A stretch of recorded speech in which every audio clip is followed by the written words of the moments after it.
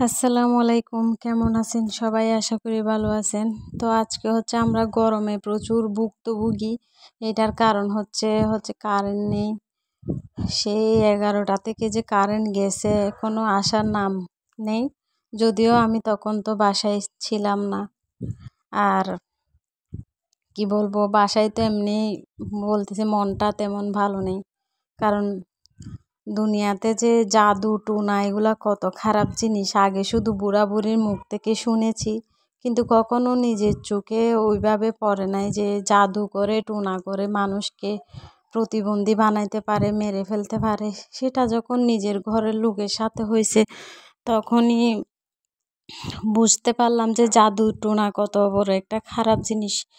আর মানুষ জাদু টুনা হয়তো রাগের মাথায় করে, আর না হয় কারোর প্রতি লোভে পড়লে, কারো জিনিস খাইতে মন চাইলে তখন তাকেই জাদু টুনাগুলা করে। আর বেচাহারা মানুষকে জাদু টুনা করে মানুষ কি পাবে সেটাই তো বুঝি না। আর দুনিয়ার খেয়াল যাদের বেশি, যাদের আখেরাতের খেয়াল নাই, যে এক ওয়াক্ত নামাজ পড়ে না, আল্লাহর কোনো ভয় ভীতি নেই, তারাই এগুলা করে। আর ভালো মানুষ তো কখনো এগুলা করার তো আসে না। তাই সেজন্য রান্নার ব্যাপারে কিছু বলতেও মন চাইতেছে না।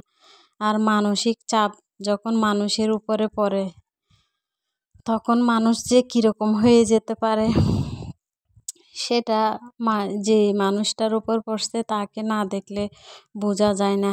এই জাদু টুনা করে যে একটা সুস্থ মানুষকে পাগল বানিয়ে রাখতে পারে সামান্য একটা জায়গার লোভে, সেটা আসলে কি বলবো, বলার ভাষা হারিয়ে ফেলছি।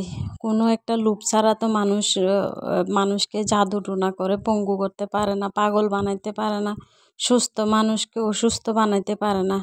শুধু লোভে পড়েই তো মানুষ এগুলা করে। তো মানুষ এগুলা করে হয়তো দুনিয়াতে পার পেলেও মানুষটা না হয় আর সুস্থ হইতে একটু সময় লাগবে বা কষ্ট হয়ে যাবে, কিন্তু আখিরাতে তাদের কি হবে সেটা তারা তো বুঝবেও না। কারণ তারা দুনিয়াতে জানোয়ার নামে কতগুলা মানুষ থাকে, যেগুলা অন্যের জিনিসের প্রতি প্রতি ক্ষণে ক্ষণে লোভে লোভে তাকিয়ে থাকে, মানুষকে প্রলোভন দেখিয়ে মানুষের জীবনকে ধ্বংস করে। এরকম মানুষও চোখে পড়লো আর কি।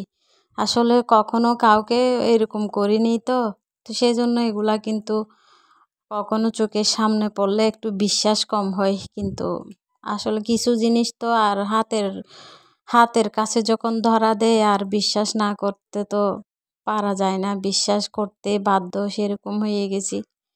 হয়তো এই জিনিসগুলা দেখে কার সাথে হয়েছে, কিভাবে হয়েছে, এগুলা তো আর সোশ্যাল মিডিয়ায় বলা যাবে না, সেই কারণে আমি বলতেও চাচ্ছি না। আর আজকে আমার মনে হয় ভিডিও ক্লিপগুলা একটা দুইটা হয়ে গেছে, কারণ আমার মাথা ঠিক নেই এগুলা ভাবতে ভাবতে।